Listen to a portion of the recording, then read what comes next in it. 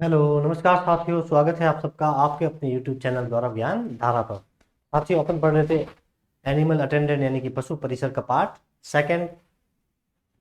आज उसमें अपन एक जो नया चैप्टर है वो अपन डिस्कस करेंगे। ठीक है, जैसा कि आपको दिख रही होगी स्लाइड में, टॉपिक रहेगा अपना संतुलित पशु आहार।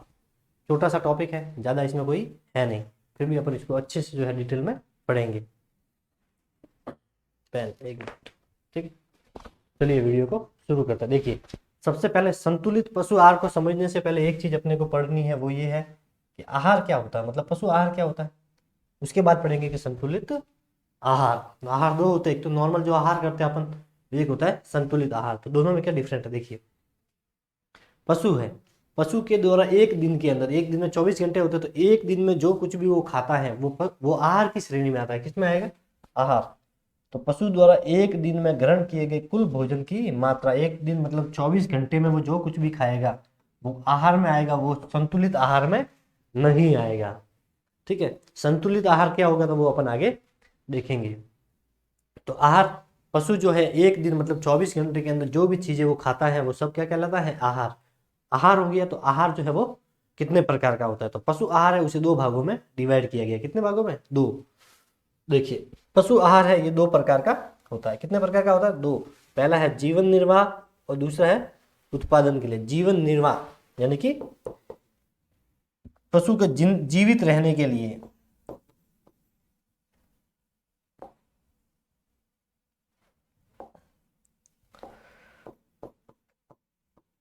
जीवित जीवित रहने के लिए, जीवित रहने के लिए किया जाने वाला आहार। जीवित रहने के लिए किया जाने वाला आहार क्या कहलाता है? क्या कहलाता है? जीवन निर्वाह आहार। तो ऐसा भोजन जो जीवित रहने के लिए, जिंदा रहने के लिए किया जाता है, चाहे वह मनुष्य हो या पशु हो, दोनों में ही सेम होता है। अपन भी जीवित रहने के लिए भोजन करते हैं। ठीक है, तो ये दोनों में सेम होता है। तो पशु क्या है? जीवित रहने के लिए जो कुछ भी वो खाएगा, चाहे वो उसके लिए फायदेमंद है या नहीं है। ठीक है, ऐसा भी भोजन जो उसके लिए फायदेमंद नहीं है लेकिन वो उसे खा रहा है, तो ये भी जीवन निर्वाह आहार है। क्योंकि रोड पे जो पशु घूम रहे हैं उसको चारा भी नहीं मिलता, उसको दाना भी नहीं मिलता, तो वो कुछ भी चीज़ें जो है वो फेंकते हैं वो खा लेता है। तो वो जीवित रहने के लिए खा रहा है क्योंकि उसे भूख लगी है, उसे चारा खिलाने वाला कोई है नहीं। तो जीवित रहने के लिए पशु भी जो है इंसानों की तरह कुछ ना कुछ प्रयास करते हैं। तो जो कुछ भी वो खा रहा है, मतलब जिंदा रहने के लिए वो जो कुछ भी खा रहा है उसे ही बोलते हैं जीवन निर्वाह आहार। तो देखिए, जीवन से ही पता चला, जीवन मतलब जीवित रहने के लिए, निर्वाह मतलब जीने के लिए। तो जिंदा रहने के लिए जो कुछ भी अपन कंज्यूम करता है पशु, वो कहलाता है जीवन निर्वाह आहार। अब इम्पोर्टेंट है ये कि उत्पादन के लिए आहार। तो आहार दो प्रकार का होता है, जीवन निर्वाह और उत्पादन के लिए। उत्पादन के लिए वह आहार कौन सा?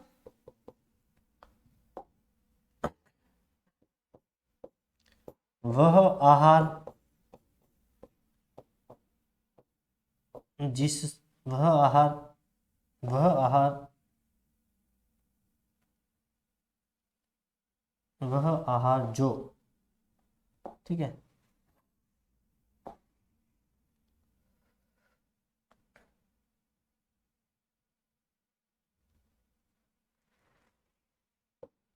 वह आहार जो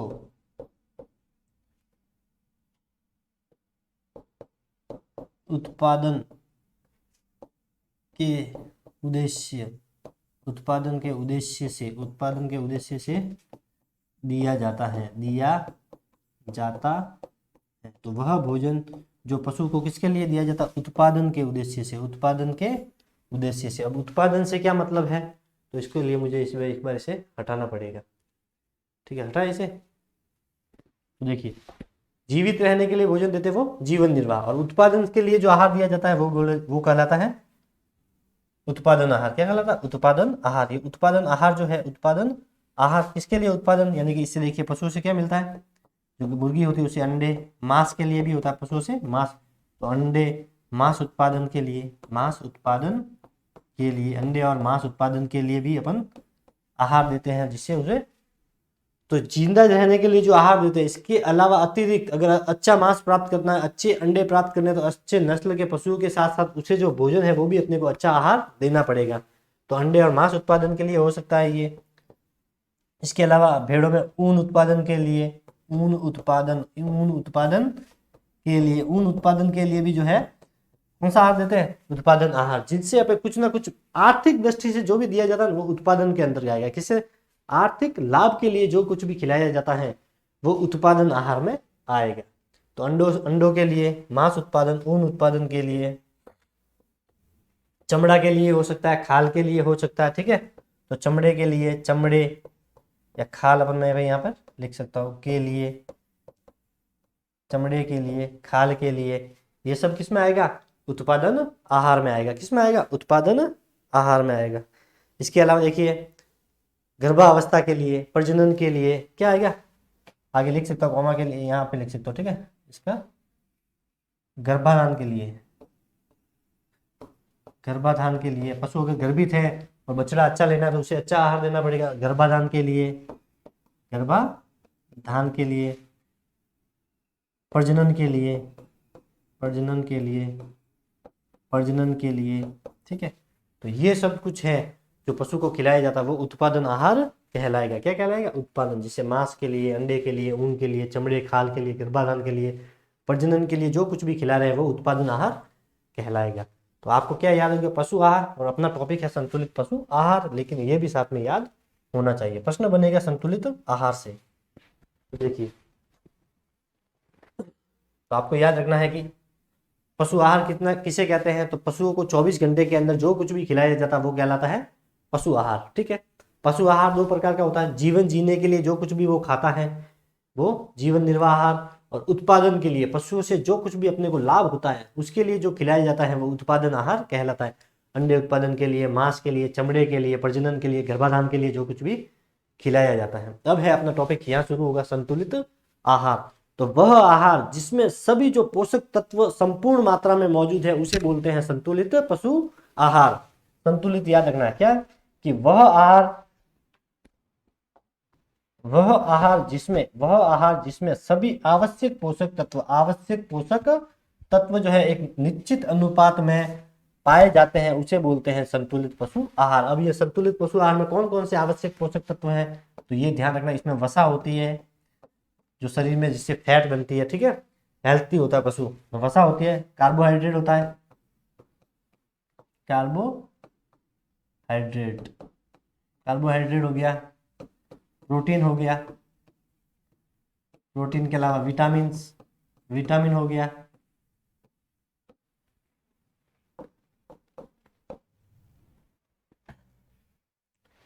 दिख जाएगा आपको, खनिज पदार्थ हो गया,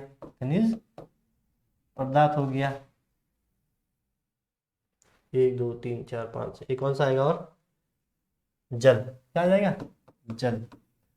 तो ये टोटल कितने हैं, 6 हैं। कितने हैं, 6। तो संतुलित आहार में टोटल जो पोषक तत्व होते हैं वो कितने होते हैं, तो 6 होते हैं। कितने होते हैं, 6। ये भी पूछ ले कि आवश्यक पोषक तत्वों की मात्रा है, तो 6 है। कितने हैं, 6। तो वह आहार जो जिसमें सभी पोषक तत्व निश्चित मात्रा में होते हैं, क्या होता है, वह भोजन जिसमें सभी पोषक तत्व जो है वो निश्चित मात्रा में पाए जाते हैं उसे बोलते हैं संतुलित आहार। आहार क्या है, कि वह पशु के द्वारा 24 घंटे में जो कुछ भी खाया जाता है वो आहार है, लेकिन जिसमें आवश्यक पोषक तत्वों की मात्रा बराबर होती है उसे बोलते हैं संतुलित पशु आहार। संतुलित पशु आहार में जो आवश्यक पोषक तत्व होते हैं वो 6 होते हैं, वसा, कार्बोहाइड्रेट, प्रोटीन, विटामिन, खनिज पदार्थ, इसके अलावा होता है जल यानी कि पानी, क्योंकि पशु का जो शरीर होता है या मनुष्य का जो शरीर होता है उसमें सबसे ज्यादा मात्रा जल की होती है। 80% से ऊपर जो है वो जल होता है। तो जल भी जो है वो एक महत्वपूर्ण भूमिका अदा करता है। एक स्वस्थ पशु जो होता है वो एक दिन में 40 से 50 लीटर पानी पीता है। कितना पानी पीता है, 40 से 50 लीटर पानी कंज्यूम करता है, मतलब पीता है। एक स्वस्थ गाय या स्वस्थ पशु, सांड भैंस हो सकती है, ठीक है। तो ये हो गए संतुलित पशु आहार के आवश्यक तत्व, ये याद रखना। देखिए, जल, कार्बोहाइड्रेट, प्रोटीन, विटामिन, वसा और खनिज पदार्थ, इन सब के बारे में अपन डिटेल से पढ़ेंगे। इसे हटा दूं मैं एक बार। देखिए, ये वसा है तो इसका एक मैं पॉइंट बता देता हूँ। कि 1 ग्राम अगर वसा है, क्या है 1 ग्राम वसा, 1 ग्राम वसा से 1 ग्राम वसा से 9.3 कैलोरी ऊर्जा प्राप्त होती है। कैलोरी कैलोरी ऊर्जा कैलोरी ऊर्जा प्राप्त होती है, ऊर्जा प्राप्त होती है।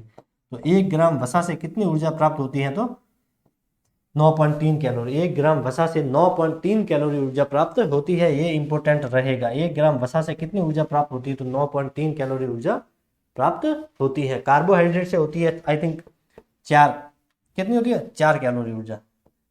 1 ग्राम कार्बोहाइड्रेट से कितनी ऊर्जा प्राप्त होती है? तो 4 कैलोरी होती है। कितनी होती है? 4 कैलोरी। ये दोनों इंपॉर्टेंट है, ये दोनों अपने को याद रखना है। जल से याद रखना है, एक स्वस्थ पशु कितना पानी पीता है? तो 40 से 50 लीटर जो है वो पानी पीता है। एक स्वस्थ पशु 40 से 50 लीटर। 1 ग्राम वसा से कितनी मिलती है? तो 9.3। कार्बोहाइड्रेट से मिलती है 4। कैसे याद रखना? देखिए, कार्बोहाइड्रेट नाम बड़ा है लेकिन कैलोरी कम है, 4 ही है। नाम बड़ा है, कैलोरी कम है। वसा देखिए सबसे छोटा नाम है लेकिन कैलोरी ज्यादा है, कैलोरी ज्यादा है। ठीक है, इस प्रकार से आपको याद रखना है। इसके बारे में अब अपन स्टार्ट करेंगे, इसका जो डिटेल में जो वर्गीकरण दे रहा है वो अपन पढ़ेंगे। देखिए, जल हो गया, वसा, खनिज पदार्थ, कार्बो, यहाँ पे 5 ही है। यहाँ पे एक विटामिन नहीं लिखा हुआ, ठीक है ना, विटामिन भी आप लिख दे। विटामिन जो होते हैं इसमें, विटामिन देखिए ए, डी, ई और ये के तो होते हैं। ये जो होते हैं चारों विटामिन, ये वसा में घुलनशील होते हैं, ये इंपॉर्टेंट रहेंगे।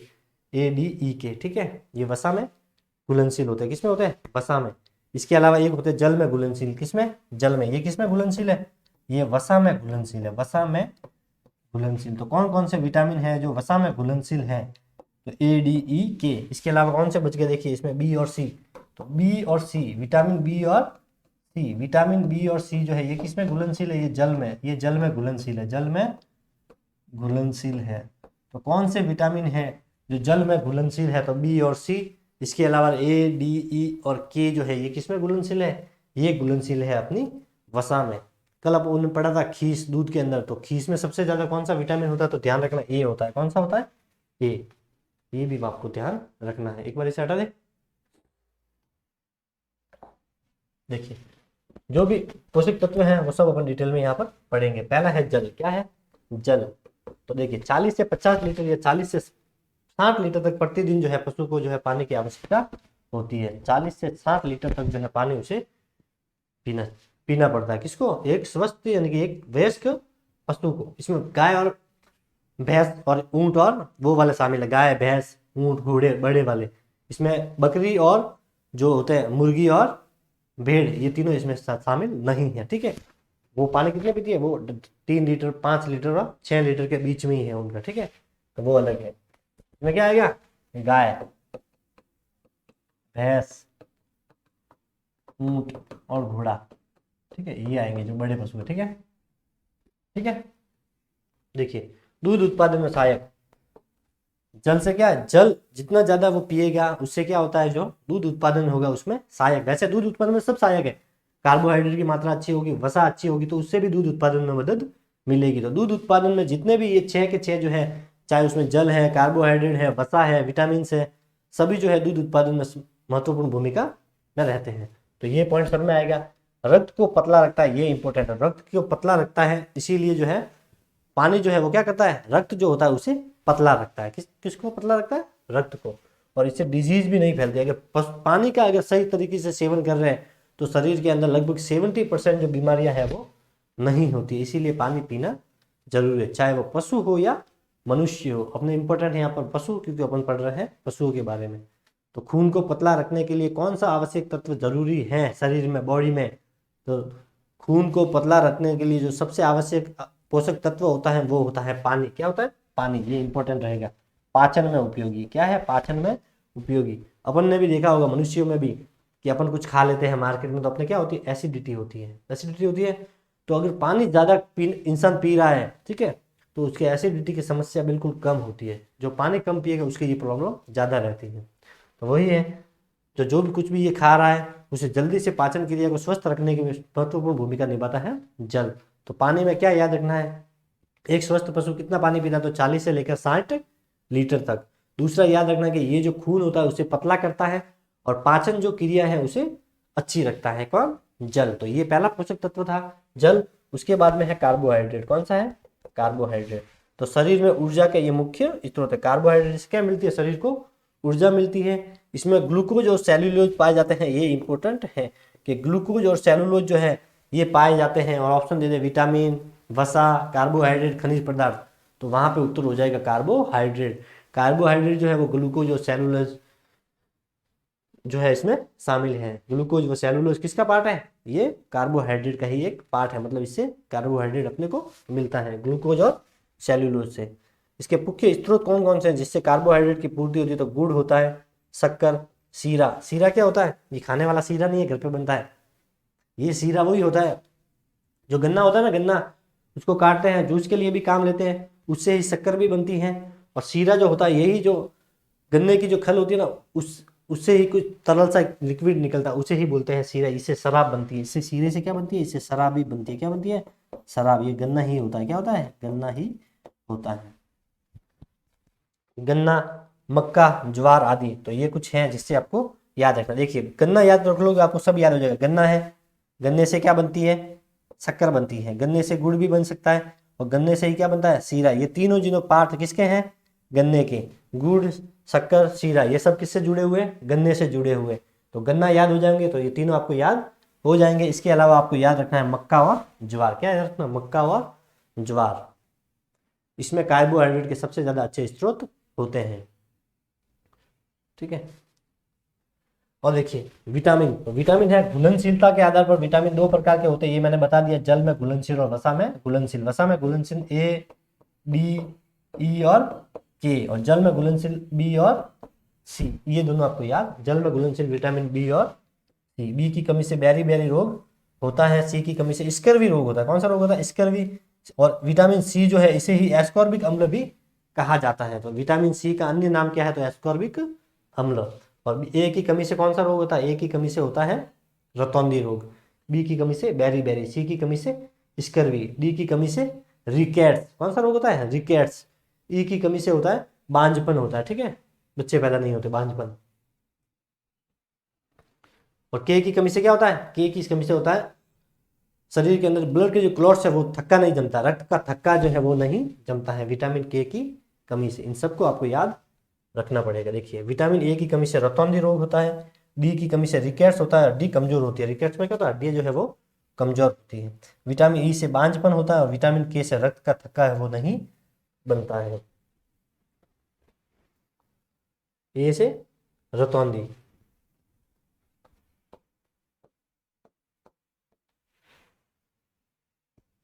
सी से स्कर्वी।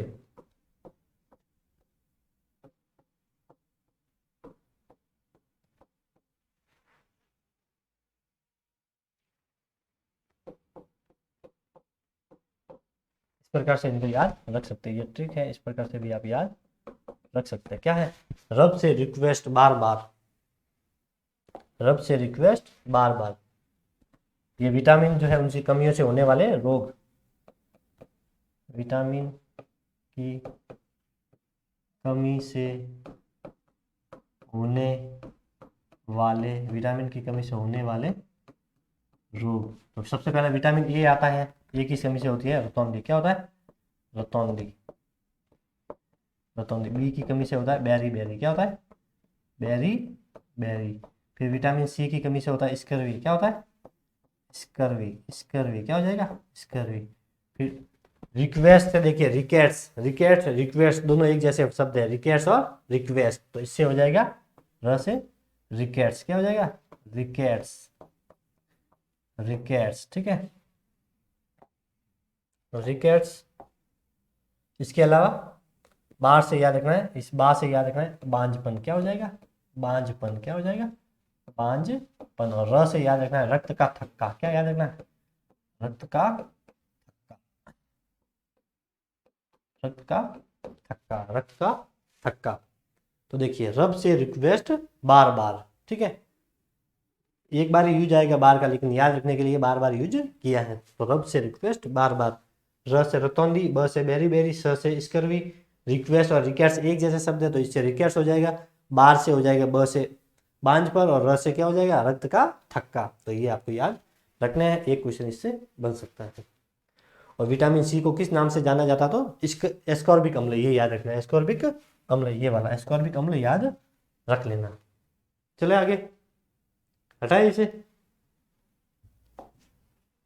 देखिए अब है वसा, विटामिन हो गए, जल हो गए, कार्बोहाइड्रेट हो गया, चौथा जो मुख्य तत्व है वो है वसा। कौन सा है? वसा, जिसे अपन फैट भी बोलते हैं। तो 1 ग्राम वसा से 9 कैलोरी ऊर्जा प्राप्त होती है। एग्जैक्ट पूछ ले आपको तो याद रखना 9.3 कैलोरी है, 9.3 कैलोरी है ये एग्जैक्ट, ठीक है, ये ध्यान रखना है आपको। शरीर में ऊर्जा का सांद्रित रूप, सबसे ज्यादा ऊर्जा इससे मिलती है, फैट मिलती है, ठीक है। और 1 ग्राम वसा से लगभग 9 कैलोरी ऊर्जा प्राप्त होती है। एग्जैक्ट पूछ ले तो 9.3 कैलोरी रहेगा, यही इसमें सबसे ज्यादा इंपॉर्टेंट रहेगा। और देखिए पशुओं को खिला रहे हैं तो पशुओं को वसा किससे प्राप्त होगी, तो खली से प्राप्त होगी। खली, खली किससे बनती है, तो ये तिलहन से बनती है। किससे बनती है? तिलहन, तिलहनी, तिलहनी फसलें, तिलहनी फसलों से बनती है खली, जिसमें क्या आएगा, मूंगफली आएगी, मूंगफली, सरसों आ जाएगा इसमें, तिल आ जाएगा इसमें। इसके अलावा तेल वाली फसलें कौन सी होती है, मूंगफली, सरसों, तिल, सोयाबीन,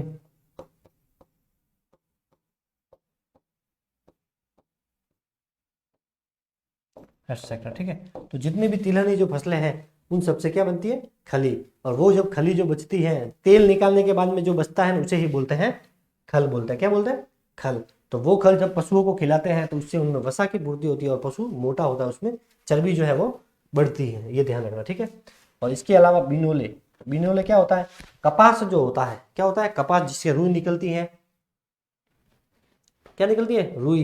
तो उसमें उसका ही जो ये जिसमें वो ब्लैक ब्लैक इसके दाने, आपने इसका बीज देखा होगा, हल्का सा ऐसा होता है ब्लैक, और जब ये खुलता है ऐसे पूरा तो इसमें से व्हाइट व्हाइट क्या निकलती है, रुई निकलती है। क्या निकलती है, रुई। तो जब रुई निकलने से पहले वो जो गोल गोल इसमें जो बीज होते हैं उसी को बोलते हैं बिनोले। और इसी जो बीज होते हैं ना, इसको भी इसके बाटे के रूप में पशु को खिलाए जाते हैं, ठीक है। तो ये भी जो है किसका स्रोत है, वसा का स्रोत है। तो खली और बिनोले, बिनोले मतलब कपास, ठीक है, ये भी याद रखना है। बिनोले का मतलब क्या, कपास के बीज कह सकते हैं आप, कपास, ठीक है। तो कपास और खल जो होती है, खल मतलब वही कौन सी, तिलहनी फसलों से तेल निकालने के बाद जो बच जाता है वो खली होती है। इन दोनों को खिलाने से पशुओं में वसा की मात्रा बढ़ती है, पशुओं में चर्बी बढ़ती है। इंपॉर्टेंट इसमें यही है कि 1 ग्राम वसा से कितनी ऊर्जा प्राप्त होती है, तो 9.3 कैलोरी। और कार्बोहाइड्रेट कितना मिलता है, तो 4 कैलोरी मिलता है। कितना मिलता है, 4 कैलोरी। अब है खनिज पदार्थ। देखिए खनिज पदार्थ में विभिन्न प्रकार के खनिज व लवण, विभिन्न प्रकार के खनिज लवण इसमें शामिल है, जैसे कैल्शियम, फास्फोरस, पोटास और लोहा आदि। ये सब क्या है, खनिज पदार्थ, जिसमें शरीर की, इसमें भी शरीर में पोटास, कैल्शियम और लोहा इसकी भी मात्रा होती है, लेकिन बहुत ही कम होती है। कितनी होती है, कम। लेकिन शरीर के लिए भी ये भी जरूरी है। कोई तत्व वसा जैसे ज्यादा चाहिए और कोई कम चाहिए, इसका मतलब ये थोड़ी कि बार बार फैट वाली चीजें खाए। शरीर में पूरा मैनेजमेंट, चाहे किसी की, कोई अपने शरीर में इस 80% पूर्ति कर रहा है, कोई 2% ही कर रहा है, लेकिन चाहिएगा ये भी अपने को खाना ही पड़ेगा, वरना वो संतुलित आहार में नहीं आएगा, ध्यान रखना है, ठीक है। इनसे देखिए सींग, हड्डी, खूर आदि के निर्माण में मदद मिलती है। कैल्शियम, फास्फोरस, कैल्शियम से होती है ना हड्डियां मजबूत होती है, कैल्शियम से क्या होती है, हड्डियां मजबूत होती है। मनुष्य में दूध पीते हैं तो दूध किस लिए पीते हैं, ताकि हड्डियां मजबूत रहे। सिंग, खूर आदि के निर्माण में मदद मिलती है, किससे, कैल्शियम, फास्फोरस, पोटास और लोहा। ये किसके भाग है, ये भाग है खनिज पदार्थ के। ये इतना इंपॉर्टेंट आपके नहीं रहेगा। ये कुछ बातें थी जो आपको याद रखनी है। हटा दे इसे, लिख दिया ये, देखो वसा खनिज पदार्थ लिख दिया, ठीक है, हटा देते हैं।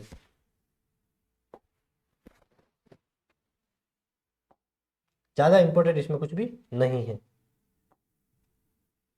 पशु आहार का वर्गीकरण क्या है, पशु आहार का वर्गीकरण देखिए, तो पशु आहार को 2 भागों में वर्गीकरण किया गया। कितने भागों में वर्गीकरण किया है, 3 भागों में वर्गीकरण किया। कितने भागों में किया है, 3 भागों में इसे वर्गीकरण किया। कहीं कहीं पे आपको 2 भागों में भी देखने को मिल जाएगा। मैंने पुरानी जो बुक पढ़ी थी उसमें 2 भागों में भी दे रखा था, लेकिन ये अपडेटेड है, मेरे दिमाग में वही छपा हुआ, कौन सा, 2 वाला ही। लेकिन जब मैंने इसको वापस पूरा कंसल्ट किया था तो ये किताब थोड़ी पुरानी थी, तो ध्यान रखना 3 भागों में, ये अन्य उसमें नहीं दे रखा है।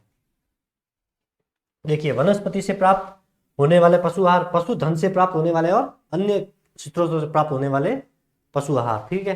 तो इसमें देखिए वनस्पति से क्या प्राप्त होता है, एक तो मोटे चारे होते हैं, एक दाने होते हैं और खल होती है। उदाहरण देखिए बिनोला, तिल और मूंगफली। बिनोला से भी तेल निकलता है, वैसे तिल और मूंगफली सोयाबीन भी इसमें ले सकते हैं। इसके अलावा देखिए दाने में क्या आएगा, जौ, जवार, मक्का और गेहूं की भूसी। और मोटे चारे में क्या आएगा, हरा चारा, सूखा चारा, भूसा और कुट्टी। हरे चारे में ज्यादातर क्या यूज में लेंगे अपन, रिजका, रिजका, रिजका व बरसीम। कौन सा, बरसीम। ये सबसे ज्यादा जो है पशु को खिलाया जाता है, रिजका और बरसीम, ये हरे चारे के अंदर शामिल है। ठीक है, पशुधन से क्या प्राप्त होती है, दूध, मछली सून, रक्त का चूर्ण और अस्थि चूर्ण जो है ये पशुधन से प्राप्त होते हैं। ठीक है, इसके अलावा अन्य देखिए नमक, खनिज और प्रतिजैविक। कौन से हैं, नमक, खनिज और प्रतिजैविक। तो ये पशु आहार का वर्गीकरण है। तो वनस्पति से प्राप्त कौन कौन से होते हैं, मोटे चारे खिलाए जाते हैं, इसमें ये सब इसके उदाहरण है। हरे चारे भी खिलाए जाते हैं, दाने में ये सब खिलाया जाता है, खली के अंदर ये पशुओं को खिलाया जाता है। इसके अलावा पशुधन से प्राप्त देखिए दूध, मछली चूर्ण, रक्त चूर्ण और अस्थि चूर्ण है, इसका भी प्रयोग होता है, जो मार्केट में अवेलेबल रहते हैं। पशुओं को खाने के लिए जो मार्केट से अपन लेके आते हैं ना, जो बॉक्स, उसमें इनकी मात्रा होती है। इसके अलावा नमक, खनिज और प्रतिजैविक है, ये भी पशुओं को खिलाया जाता है, लेकिन कम मात्रा में खिलाया जाता है। ये सारणी है, ये आपको याद रखनी है। वैसे इसमें से कोई प्रश्न मेरे हिसाब से तो नहीं बनेगा, ना कभी बना भी नहीं है। AA में भी देख लेना आप, इसका प्रश्न नहीं बना है। जहाँ इंपोर्टेंट होगा मैं आपको वहां पे बोल दूंगा, वो आपको कम से कम याद रखना है। हटाए इसे।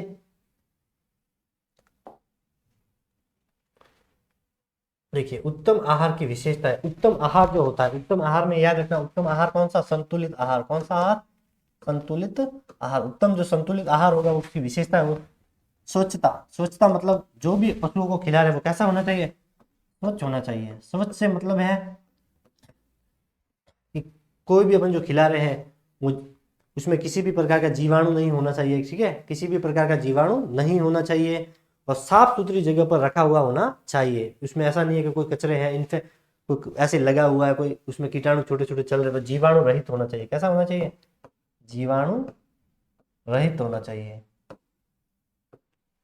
ठीक है, तो पशुओं को जो कुछ भी खिला रहे वो कैसा होना चाहिए, स्वच्छ होना चाहिए, साफ सुथरा होना चाहिए, जीवाणु रहित होना चाहिए। ठीक है, ऐसा ही नहीं है कि कचरे में पड़ा हुआ है, चारा लाया उसको रखा हुआ है नीचे और उसके ऊपर जीव जंतु ऐसे निकल रहे हैं, तो वो वहां पर नहीं, कि कभी कभी जो है वो खाने में आ जाता है और इससे उसको बीमारी भी हो सकती है। तो स्वच्छ होना चाहिए, जीवाणु रहित होना चाहिए। जितनी मात्रा में जरूरी है उतनी मात्रा में ही इसे प्रयोग में लेना चाहिए। हो सकता है सूखा चारा है तो उसके अलग से अलग कमरे में उसे स्टोर करके रखना चाहिए, ताकि जीव जंतु जो है उसके अंदर न जाए।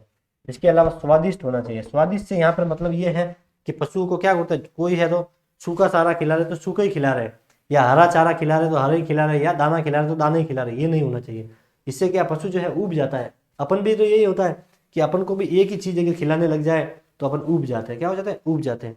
वैसा का वैसा पशुओं के साथ में भी होता है। तो इन्हें जो है जैसे बोलते हैं ना कि संतुलित आहार, तो किसी से वसा मिल रही है अपन वही खिला रहे हैं, तो ये जो है इनको स्वादिष्ट नहीं लगेगा। 4-5 दिन खाएगा, लेकिन धीरे धीरे इसको जो है खाने में, इसको मजबूरी में वो खाएगा। ठीक है, वो आहार में आ जाएगा, फिर वो संतुलित नहीं रहेगा। इसीलिए इसे वसा युक्त, प्रोटीन जिसमें कार्बोहाइड्रेट हो, खनिज लवण हो, विटामिन हो, वो सभी जो है चारे और दाने इसे खिलाने चाहिए, ताकि जो है इसे स्वादिष्ट तरीके से वो इसे खा सके। आवश्यक तत्व युक्त, आवश्यक तत्व युक्त आहार खिलाना चाहिए। आवश्यक तत्व युक्त आहार खिलाना चाहिए। आवश्यक तत्व युक्त आहार खिलाना चाहिए। आवश्यक तत्व वही 6 तत्व, विटामिन, कार्बोहाइड्रेट, वसा, ठीक है, खनिज पदार्थ, जल, वो सब। पाचन योग्य आहार कैसा होना चाहिए, ऐसा होना चाहिए जो जल्दी से पच जाए। क्या हो जाए, जल्दी से इसे पचा ले। तो जल्दी पचने योग्य, जल्दी पचने योग्य चारा दाना खिलाना चाहिए, खिलाना चाहिए। ऐसा भोजन देना चाहिए जिससे क्या वो पशु के जल्दी से जल्दी वो कंज्यूम हो जाए और जल्दी से वो पच जाए। वरना इसमें अतिसार और ये प्रॉब्लम जो होती है ना, पेट में आफरा हो जाता है पशुओं में, वो इसी वजह से होता है। आफरा जो होता है वो इसी वजह से होता है। ये बीमारी में अपन पढ़ेंगे आफरा क्या होता है। तो पाचन अगर अच्छा रखना है तो पशुओं को पाचन योग्य चारा खिलाना चाहिए, जिससे क्या होगा, उसको प्यास ज़्यादा लगेगी और पानी ज़्यादा पिएगा, तो पानी ज़्यादा पिएगा तो भोजन जो है वो जल्दी पचेगा। लचीलापन, लचीलापन क्या है, लचीलापन, लचीलापन से ये मतलब है कि यहाँ पर कम से कम 70 से 80% जो है पानी युक्त, पानी युक्त भोजन देना चाहिए, ये चारा देना चाहिए, भोजन यानी कि आहार देना चाहिए। आहार कैसा होना चाहिए, जिसमें कम से कम 70 से 80 मात्रा में पानी हो, इस प्रकार का उन्हें जो है आहार या चारा देना चाहिए, जिसमें मात्रा किसकी हो, पानी की मात्रा ज्यादा हो, कम से कम 70 से 80% जल की मात्रा हो, वो इसको आहार देना चाहिए, लचीला आहार। स्वास्थ्यवर्धक, ऐसा आहार देना चाहिए सस्ता भी हो, क्या हो, सस्ता भी हो, सस्ता भी हो और स्वास्थ्यवर्धक भी हो, और स्वास्थ्यवर्धक भी हो, सस्ता भी हो और स्वास्थ्यवर्धक भी हो। तो ज़्यादा महंगा होगा तो नहीं दे पाएंगे, इसलिए ऐसा चारा और ऐसा दाना देना चाहिए जिससे सभी आवश्यक तत्वों की पूर्ति हो जाए और वो चीप प्राइस में भी मिल जाए, सस्ता भी वो पड़ जाए, तो सस्ता हो और स्वास्थ्यवर्धक हो। ये पॉइंट इसमें ही अपन ले सकते हैं। संतुलित आहार, संतुलित आहार वही 6 तत्वों से युक्त जो भोजन होता है उसे ही संतुलित आहार कहते हैं, जिसमें प्रोटीन, विटामिन, खनिज पदार्थ, जल, वसा, कार्बोहाइड्रेट शामिल हैं। तो ये उत्तम पशु आहार की प्रमुख विशेषताएं हैं, ये भी आपको मोटे रूप से याद रखनी है। ये सिर्फ ये नाम आपको याद रखने हैं। ये पूछ लेगा कि उत्तम पशु आहार में निम्न में से कौन सा शामिल नहीं है, 3 ये ऑप्शन में दे देगा, ये कोई इसके अलावा दे देगा, तो इसको ध्यान रखना, ठीक है। ये कुछ है जो बातें आपको ध्यान रखनी है। अनाज जो होता है ना पशु आहार में, अनाज वो 40% देते हैं, अनाज मतलब जो दाने के रूप में अपन देते हैं, कितना देते हैं, 40%। हटा दे इसे।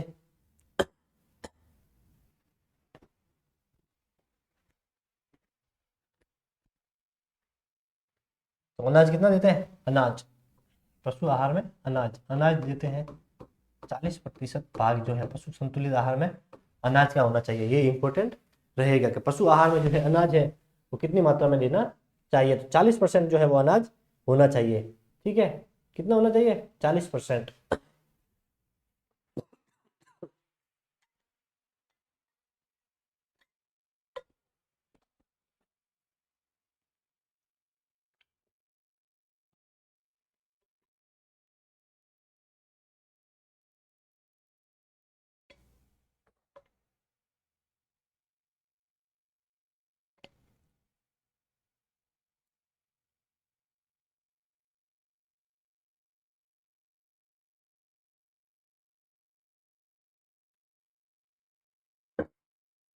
इसके अलावा देख लीजिए, अनाज 40% होना चाहिए। चपड़ा जो खिलाते हैं, चपड़ा या तूड़ी जिसे बोलते हैं, चपड़ा, ये चपड़ा होता है, ये भी 40% भाग में इसे देना चाहिए। चपड़ा कितना देना चाहिए, 40%। इसके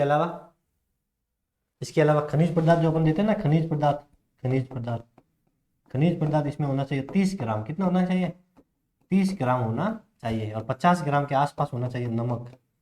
क्या होना चाहिए, नमक, नमक देना चाहिए इन्हें 50 ग्राम के आसपास जो है इन्हें क्या देना चाहिए, नमक।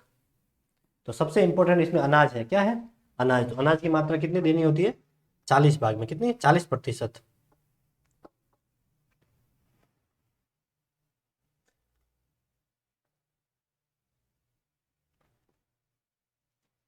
इसके अलावा खल, खल भी देते हैं 40%। खल, खल कितने देते हैं, 40% ये देते हैं खल।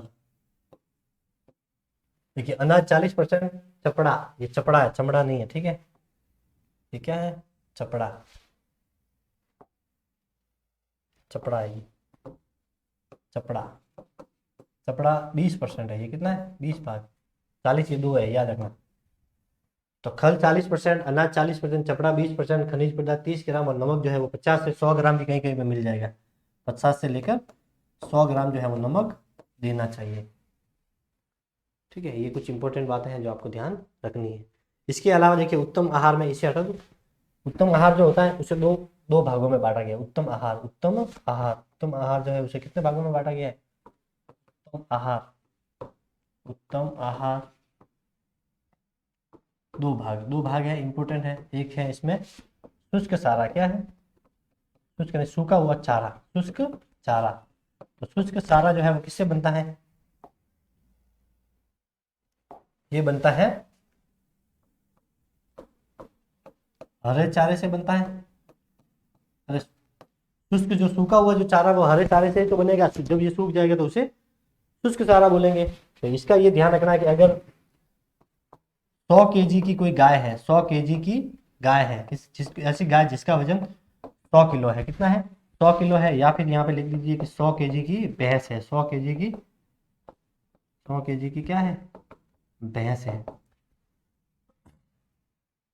तो इसे शुष्क चारा देना पड़ेगा 2.5 kg और इसे देना पड़ेगा 3 kg। कितना देना पड़ेगा? 3 kg। ये इंपॉर्टेंट रहेगा कि शुष्क चारा जो है वो किससे बनता है, तो हरे चारे से ही शुष्क चारा जो है वो बनता है। तो कितना दिया? गाय में 2.5 किलो देते हैं और भैंस में देते हैं 3 kg। कितना देते हैं? 3 kg।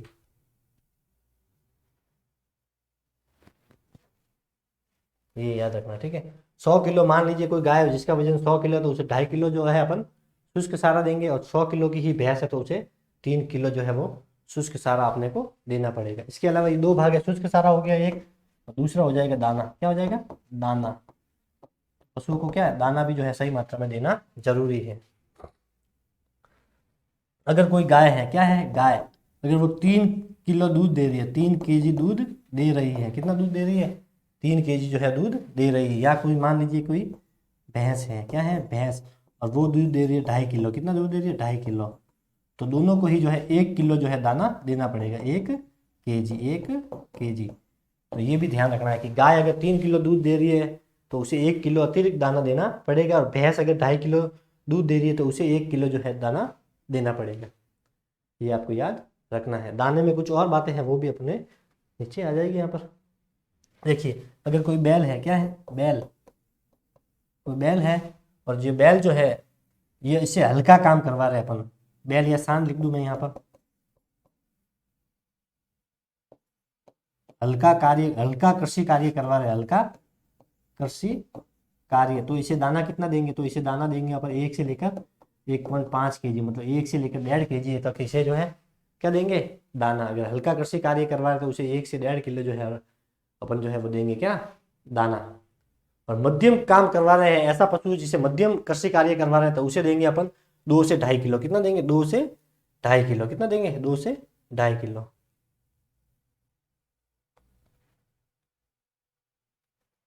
इसे हटा दूं मैं?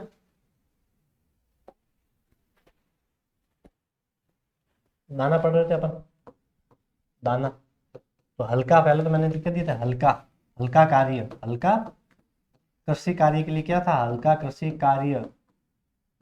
हल्के कृषि कार्य के लिए कितना दाना देंगे? हल्के कृषि कार्य के लिए देंगे अपन 1 से 1.5 किलो, 1 से 1.5 किलो। लेकिन अगर मध्यम कृषि कार्य करवा रहे हैं, मतलब हल्के से थोड़ा ज्यादा टाइम से, मान लो 2 घंटे करवा रहे हैं, यहाँ पर 4 घंटे, तो मध्यम कृषि कार्य के लिए, मध्यम कृषि कार्य के लिए, मध्यम कृषि कार्य के लिए कितना देंगे इन्हें? तो यहाँ पर इन्हें देंगे 2 से लेकर 2.5 kg, 2 से लेकर 2.5 kg जो है वो अपने को दाना देना पड़ेगा। किसे? ये नर की बात है, सांड या जो होता है उसे, बैल, सांड, बैल, ठीक है, उसके लिए। और भारी कार्य करवा रहा है, क्या है? भारी कृषि कार्य, भारी कृषि कार्य। तो भारी कृषि कार्य के लिए क्या करेंगे? भारी कृषि कार्य के लिए अपन देंगे इसको 3 से 4 किलो। कितना देंगे? 3 से 4 किलो जो है अपने को इसको दाना देना पड़ेगा। कितना दाना देना पड़ेगा? 3 से लेकर 4 kg। इसके अलावा जो प्रजनन के लिए जो पाले जाते हैं, जो मादा जो होती है प्रजनन के लिए, तो उसको अपने को 2 किलो दाना देना पड़ेगा। कितना दाना देना पड़ेगा? 2 किलो दाना देना पड़ेगा। इसके अलावा जो ग्याबिन है, ग्याबिन जो बछड़े को जन्म देने वाले, ग्याबिन कितनी होनी चाहिए? कम से कम 6 माह। 6 माह तक जो ग्याबिन है उसे अपने को 1 किलो जो है दाना देना पड़ेगा, 1 किलो दाना देना पड़ेगा। तो अगर प्रजनन कार्य के लिए पशु पाला गया तो उसे 2 किलो, और ग्याबिन है कम से कम 6 माह से अधिक है तो उसे 1 किलो दाना देना पड़ेगा। ये भी आपको ध्यान में रखना है।